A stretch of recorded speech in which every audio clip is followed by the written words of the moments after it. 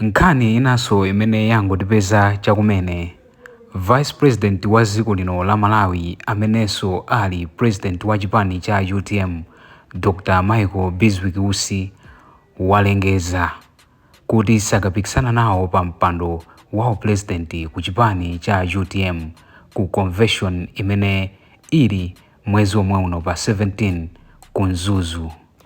Funso limene aliyense padakali pano atha kukhala nalo ndilo kuti kodi Michael Usi apangiranji decision yotereyi pakuti iwowa ndi president wa chipanichi nde iwowa asankha kuti asakapange nawo kapena kuti asakapikisane nawo pa mpando wa president ku convention.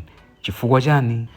Posachedwapa tikhala tikuwerenga zifukwa zimene Michael Usi apereka ku mtundu wa Malawi kuti iwowa sakapikisana nawonso ku convention. Ndipo apa tiyambe ndi National Publications Limited yalemba kuti breaking news: Usi dumps UTM convention. State Vice President Michael Usi has said he will not be part to UTM's elective convention slated for November 17, 2024 in Zuzu.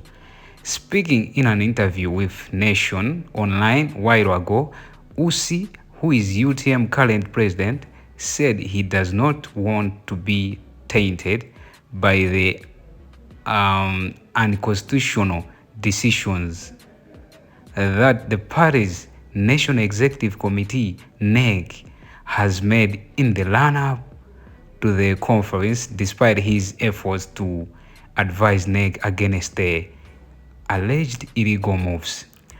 As State Vice President, I cannot be involved in a process that is proceeding with serious violations of the party constitution, because doing so would make me complicity, and if I'm seen as complicit in the violations of party constitution, how can people trust that I will uphold the constitution of the republic, said Usi.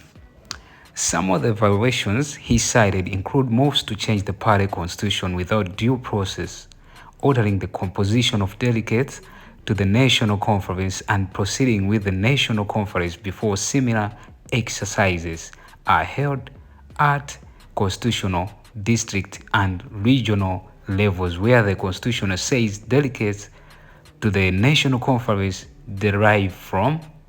So yes, I have not filed my nomination papers because I have no time for unnecessary fights, he said.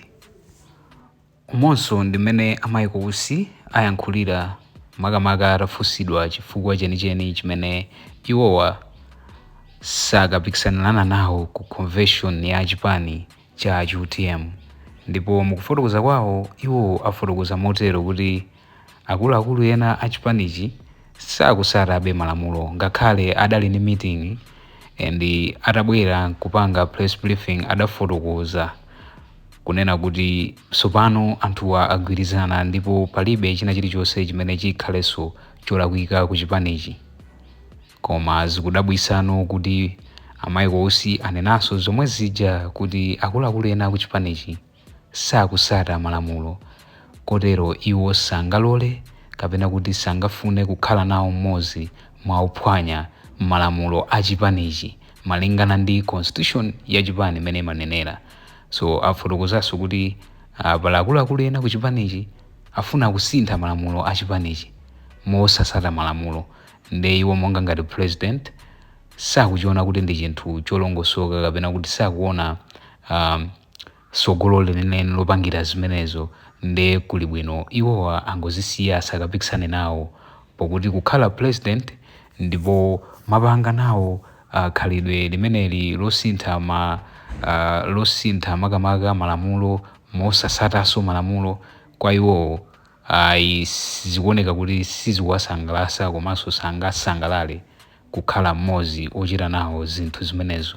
Nde lero lino pa 11 November 2024 Vice President amene aliso president wa chipani chimenechi wangolengeza ku mtundu wa Malawi kuti iyeyo sakapikisana nawo ku convention, apitirize anthu ena amene ali ku chipanichi pakuti iye sakufuna kukhala nawo mmodzi ophwanya malamulo.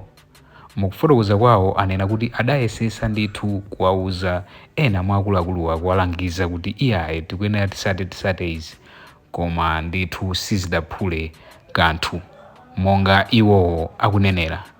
President adachoka mdziko muno kupita ku conference ya United Nations Conference on Climate Change imene yayamba lero lino.